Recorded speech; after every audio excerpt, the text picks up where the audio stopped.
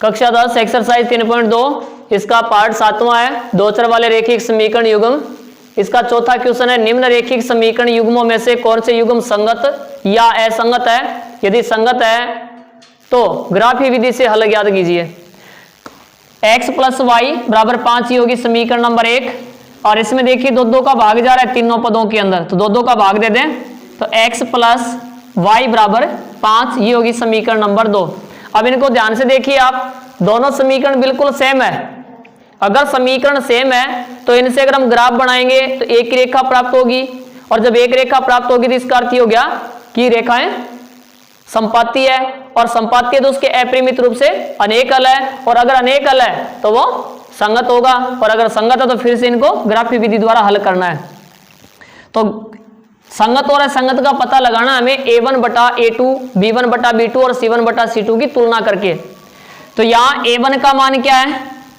कोई संख्या नहीं, इसके पास में 1 है, b1 का मान भी 1 है और c1 का मान 5 है।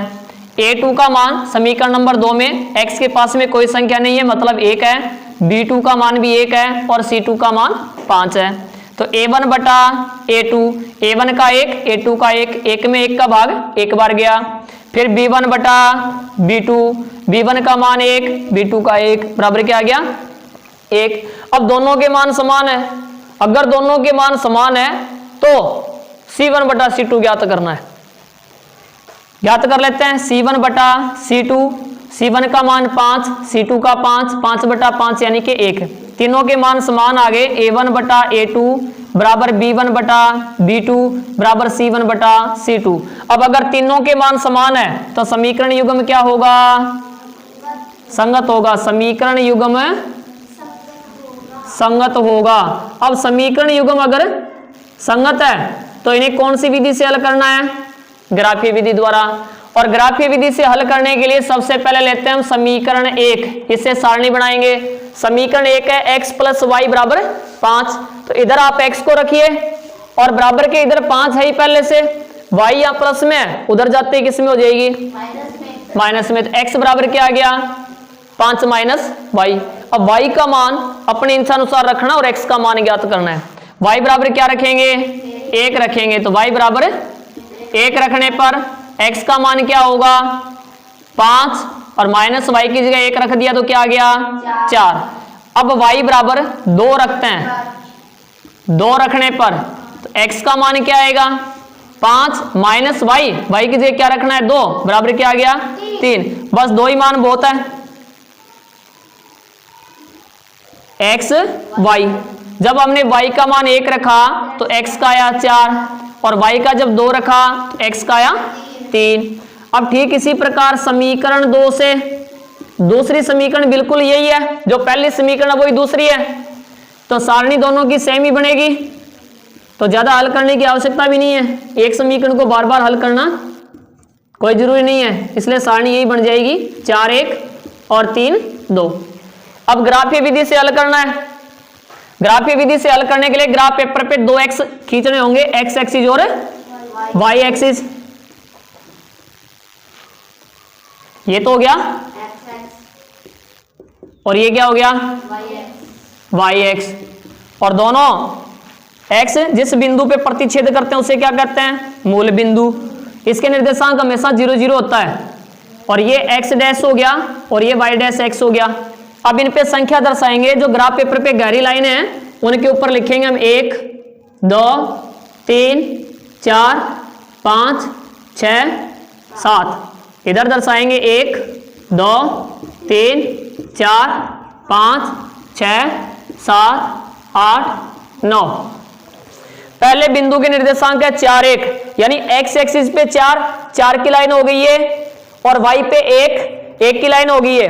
अब 1 की लाइन और 4 की लाइन जहां दोनों लाइनें मिल रही है वहां पे लगा देंगे बिंदु 4 1, और उसके बाद में दूसरे बिंदु के निर्देशांक है 3 2, x एक्सिस पे 3 और y पे 2, दोनों लगभग यहां पे मिल रही है, तो यहां पे लिख देंगे 3 2। अब इन दोनों से होते हुए एक लाइन खींच देंगे जो ऐसे दोनों अक्षों से गुजरेगी, दोनों बिंदुओं से होते हुए। इसके ऊपर समीकरण लिख देंगे x + y बराबर 5। ये समीकरण नंबर 1 के लिए निरूपित रेखा होगी। अब समीकरण नंबर 2 है वो समीकरण 1 के जैसी है, तो निर्देशांक बिंदु के भी समान ही है, तो रेखा एक ही प्राप्त होगी। इसलिए यहाँ पे दूसरे समीकरण को और लिख दें 2x प्लस 2y बराबर 10। अब हमें हल ज्ञात करना है। क्या ज्ञात करना है? हल ज्ञात करना है। ग्राफ तो बन गया। ग्राफ बनने के बाद में देखो यहाँ पे क्या दिया, ग्राफीय विधि से हल ज्ञात कीजिए। अगर सीधा दिया हुआ होता कि ग्राफीय ज्यामितीय रूप में व्यक्त कीजिए या ग्राफीय रूप में व्यक्त कीजिए या फिर आलेखीय रूप में व्यक्त कीजिए, तो केवल ग्राफ बना के छोड़ देते। लेकिन यहाँ पे क्या लिखा है, इसने स्पष्ट लिखा है हल ज्ञात कीजिए। इसका अर्थ ये हुआ कि आपको x का और y का मान ज्ञात करना है। तो यहां देखिए आप x का और y का मान कैसे ज्ञात करेंगे ग्राफ से। अगर इन दोनों समीकरण से निरूपित रेखाएं वो अलग अलग होती तो एक दूसरे को अगर वो काटती तो जिस बिंदु पे प्रतिच्छेद कर रही है उस बिंदु के निर्देशांक ज्ञात कर लेते, और उसमें x निर्देशांक x का मान होता और y निर्देशांक y का मान होता। लेकिन यहाँ पे देखो एक ही रेखा प्राप्त हो रही है, इसका अर्थ क्या हो गया, अपरिमित रूप से अनेक हल है। क्या लिखेंगे, या नीचे लिखना है, मैं यहां पे लिख रहा हूं शायद ना दिखे, अपरिमित रूप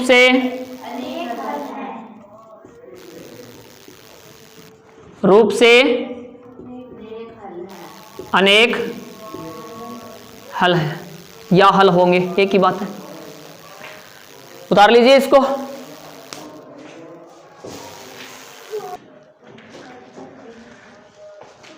तो चौथे का दूसरा क्वेश्चन देखिए, x माइनस वाई बराबर 8, इसको समीकरण नंबर 1 मान लेते हैं, और 3x माइनस 3y बराबर 16, इसको समीकरण नंबर 2 मानते हैं। तो a1 का मान हो गया 1 और b1 का मान हो गया -1 और c1 का हो गया 8, a2 का 3, b2 का -3 और c2 का 16। ज्ञात करते हैं a1 बटा a2, a1 का मान 1, a2 का 3, 1/3 आ गया। b1 बटा b2, b1 का मान -1 और b2 का मान -3, माइनस माइनस प्लस हो गया 1/3, और c1 बटा c2 यानी कि 8/16, इसका मान आ गया 1/2। अब देखिए ये पहले दो तो समान है और c1 बटा c2 अलग है, तो क्या लिखेंगे, a1 बटा a2 बराबर b1 बटा b2 is not equal to c1 बटा c2। तो ऐसी कंडीशन के अंदर क्या होगा, आंसर यहां पे लिख रहा हूं, समीकरण युग्म असंगत होगा। क्या होगा, असंगत होगा। अब अगर असंगत है तो हमें कुछ करना ही नहीं है। ठीक इसी प्रकार इसका चौथा देखिए, 2x माइनस 2y माइनस 2 बराबर 0, 4x माइनस 4y माइनस 5 बराबर 0। तो यहां a1 का मान 2 है, b1 का मान -2 और c1 का मान -2, a2 का मान 4, b2 का -4 और c2 का -5।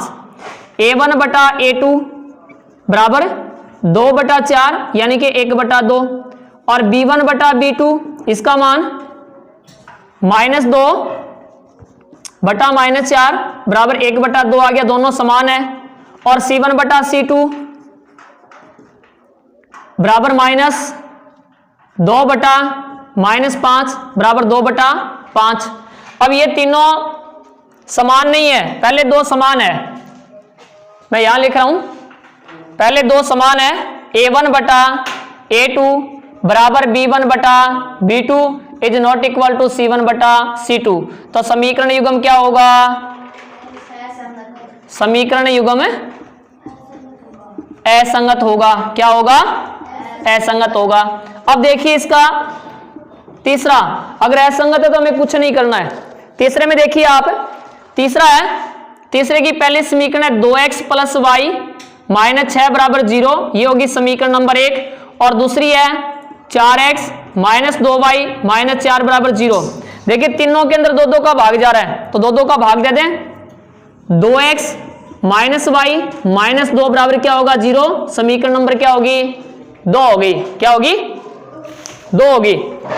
तो ये मैंने 2 बार लिख दी है। अब देखिए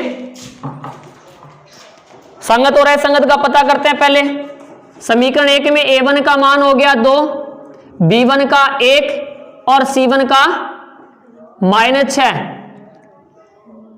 a2 का मान 2, B2 का -1 और C2 का -2। तो A1 बटा A2, A1 का मान 2, A2 का मान 2 बराबर 1 आ गया। B1 बटा B2, B1 का मान 1 है, B2 का -1 है बराबर -1 आ गया। दोनों बराबर नहीं है, यानी कि A1 बटा A2 is not equal to B1 बटा B2। तो रेखाएं प्रतिच्छेदी होगी। अब अगर प्रतिच्छेदी है तो समीकरण युग्म क्या होगा? समीकरण युग्म क्या होगा? संगत होगा। क्या होगा? संगत होगा। अब संगत है तो ग्राफीय विधि से हल कीजिए। ग्राफीय विधि से हल करने के लिए सबसे पहले हम समीकरण 1 लेते हैं। समीकरण 1 यहां पे देखिए दिख रही होगी आपको, 2x + y - 6 बराबर 0 है। यहां केवल y को रखिए, बाकी को इधर भेज दो। तो 6 यहां माइनस में है, इधर y रख लेते हैं। 6 यहां माइनस में, उधर जाती है प्लस में हो गया। 2x यहां प्लस में, इधर जाती है किस में होगा? माइनस में होगा। अब x का मान अपनी इच्छा अनुसार रखेंगे और y का ज्ञात कर लेंगे। x बराबर 1 रखने पर y का मान क्या आएगा? y बराबर 6 - 2 गुणा 1 बराबर 6 - 2 बराबर क्या आ गया? 4। अब x बराबर 2 रखते हैं। 2 रखने पर y का मान क्या आएगा? 6 - 2 गुणा x की जगह क्या रखना है? 2। तो y बराबर क्या आ गया? 6 - 4 बराबर 2 आ गया। इसकी सारणी बना लेते हैं।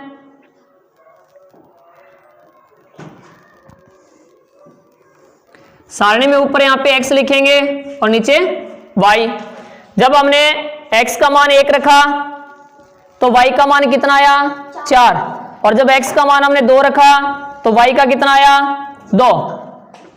ठीक इसी प्रकार हम समीकरण 2 से करते हैं। समीकरण 2 से, समीकरण दूसरी कौन सी है? 2x - y -2, 2x - y -2 बराबर 0। y या माइनस में उधर जाती किस में होगा? प्लस में। तो इधर क्या रह गया? 2x - 2 बराबर y। इसको लिख सकते हैं y बराबर 2x - 2। तो x बराबर 0 रखने पर, सॉरी x बराबर यहां पे 1 रख लेते हैं। 1 रखने पर y का मान क्या आएगा? y का मान आएगा 2 गुणा x की जगह 1 - 2 बराबर 2 - 2 बराबर क्या आ गया? 0। अब y बराबर अगर हम 2 रखें, 2 रखने पर x का मान, सॉरी यहां पे x का मान रखना में, x बराबर 2 रखने पर y का मान क्या आएगा? y का मान 2 गुणा x की जगह 2 - 2 बराबर 4 - 2, y बराबर क्या आ गया? 2। सारणी बना लेते हैं। सारणी के अंदर पहले हम x का मान रखेंगे, फिर y का। जब हमने x का मान 1 रखा तो y का मान आ गया 0। जब हमने x का मान 2 रखा तो y का क्या आ गया? 2 आ गया। तो ये सारणी बन गई। अब हमें इसको ग्राफीय विधि से हल करना है। तो ग्राफ के मैंने कई वीडियो डाल रखे हैं और इससे पहले वाला जो क्वेश्चन है उसमें ग्राफ बना के मैंने ग्राफ को अच्छी तरीके से मैंने समझाया है। तो देखो इस सारणी को एक बार फिर से देखो, आप ध्यान से देखो। आप जब आप ग्राफ बनाओगे तो एक तो समीकरण नंबर 1 इससे निरूपित रेखा और समीकरण नंबर 2 से निरूपित रेखा, ये दोनों एक दूसरे को काटेगी, यानी कि प्रतिच्छेद करेगी। किस बिंदु पे प्रतिच्छेद करेगी वो देखो यहाँ पे स्पष्ट दिख रहा है। इसमें देखो 2-2 बिंदु के निर्देशांक आ रहे हैं, इधर भी 2-2 आ रहे हैं। इसका अर्थ ये हुआ कि दोनों समीकरण का जो प्रतिच्छेदी बिंदु है उसके निर्देशांक क्या होंगे? 2-2 होंगे। क्या होंगे? 2-2 होंगे। तो उस बिंदु के निर्देशांक भी 2-2 है, तो x का मान क्या हो जाएगा? 2 और y का क्या हो जाएगा? 2।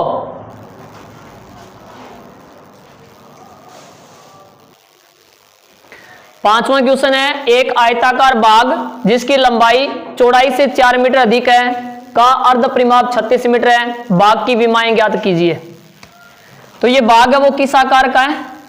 आयताकार है। और आयत की जो 2 भुजाएं होते हैं उनका नाम होता है एक चौड़ाई और एक लंबाई। तो मान लेते हैं इसकी लंबाई x मीटर है और चौड़ाई y मीटर है। माना आयताकार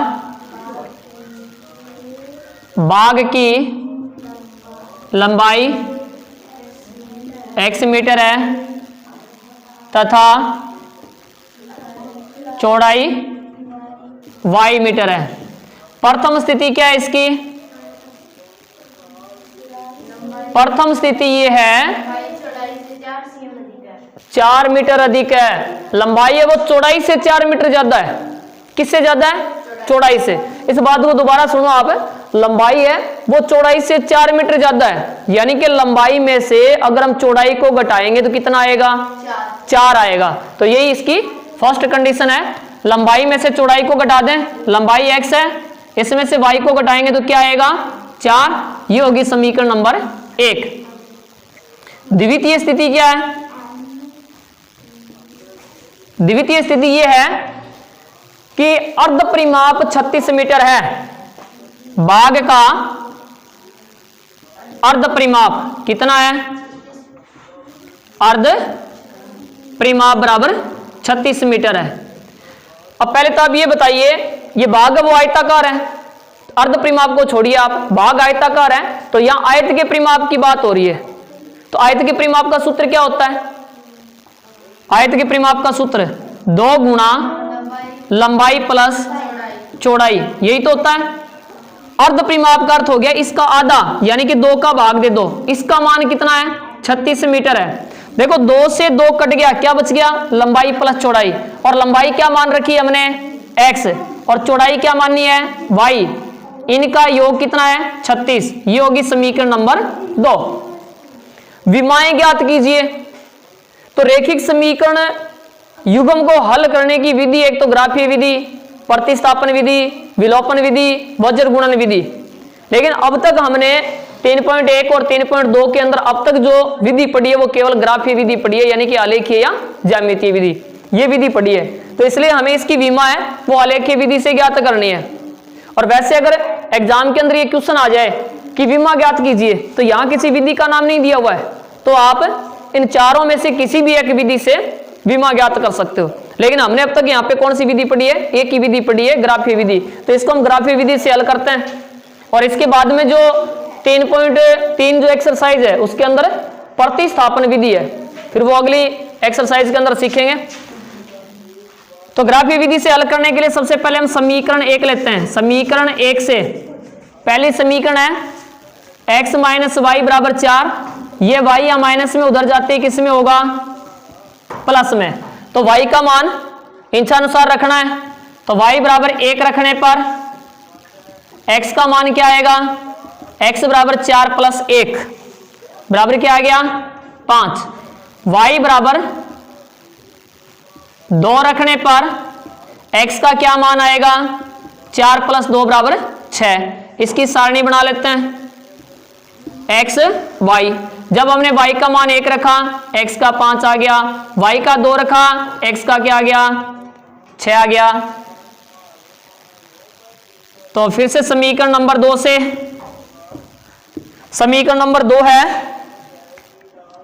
x प्लस वाई बराबर 36। x प्लस वाई बराबर 36। y को उधर भेज दो, x बराबर 36 माइनस वाई। अब यहां y का मान 1 2 रखेंगे तो 35 आएगा। थोड़ा सा बड़ा रख लेते हैं y का मान। y का मान 10 रखते हैं।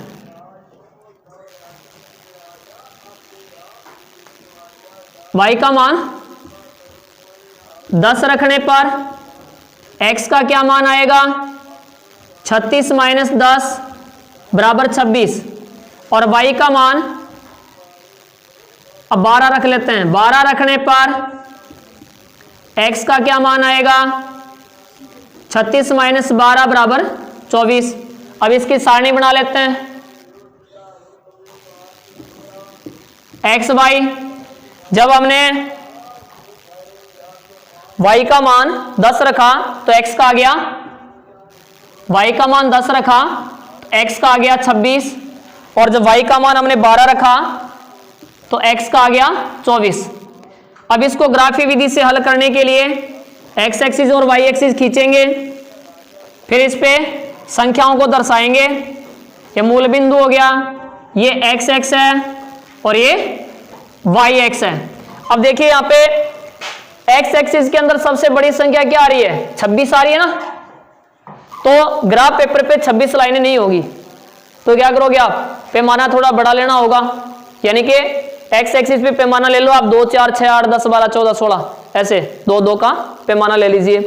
और वाई एक्स पे सबसे बड़ी संख्या 12 है, इस पे भी 2 4 6 8 ऐसे लिख सकते हो आप। तो यहां पे लिखेंगे हम 2 4 6 8 10 12 14 16 18 और यहां पे लिखेंगे 2 4 6 8 10 12 14 16 18 20 22 24 26 28। तो पैमाना क्या लिखोगे? पैमाना एक्स एक्स व वाई एक्स पर एक खाना बराबर 2 इकाई, क्योंकि यहां 2 2 का अंतर आ रहा है ना, इसलिए 2 इकाई। अब पहले बिंदु के निर्देशांक है 5 1, तो एक्स एक्सिस पे 5, 4 और 6 के बीच की जो लाइन है वहां पे 5 होगा और वाई पे 1, लगभग ये बिंदु यहां पे होगा 5 1। वाई एक्सिस पे 1 देखो ये यहां पे 0 होता है, 0 और 2 के बीच में 1 है, तो 2 के बीच वाला जो लाइन है वो और 4 और 5 के बीच वाली लाइन दोनों जहां मिल रही है वहां पे बिंदु हो जाएगा 5 1। दूसरा है 6 2, एक्स एक्सिस पे 6 और वाई पे 2, लगभग ये बिंदु, इसको थोड़ा सा इधर लिखते हैं 5 1 6 2, लगभग बिंदु ये यहां पे होगा 6 2। अब इन दोनों को मिलाते हुए आगे तक बढ़ाएंगे तो ये लाइन ऐसे जाएगी और ये समीकरण नंबर 1 के लिए होगी। पहले समीकरण है x माइनस वाई बराबर 4। अब दूसरा 26 10, x एक्सिस पे 26 और y पे 10, 10 की लाइन ये है और 26 की ये है, लगभग दोनों यहां पे मिलेगी ये 26 10 26 10। दूसरे बिंदु के निर्देशांक है 24 12, तो 24 12 इससे थोड़ा सा ऊपर आ जाएगा, थोड़ा सा इधर 24 12 24 12। अब इन दोनों से होते हुए लाइन को खींचेंगे तो ये लगभग ऐसे जाएगी और इस पे समीकरण नंबर 2 लिख देते हैं। दूसरे समीकरण x प्लस वाई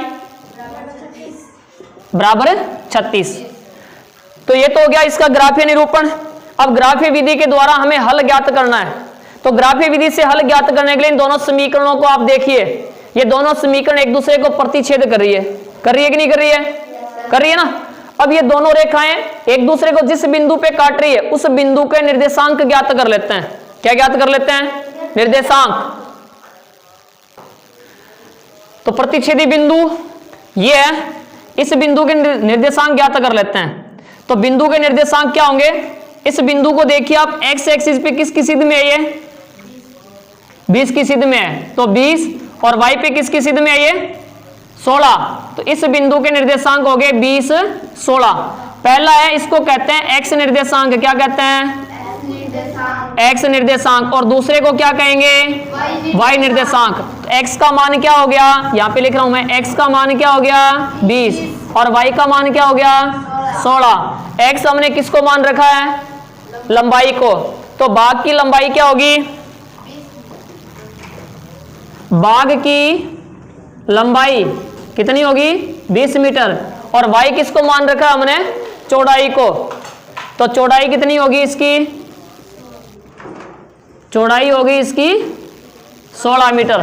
तो बाघ की विमाएं 20 और 16 होगी।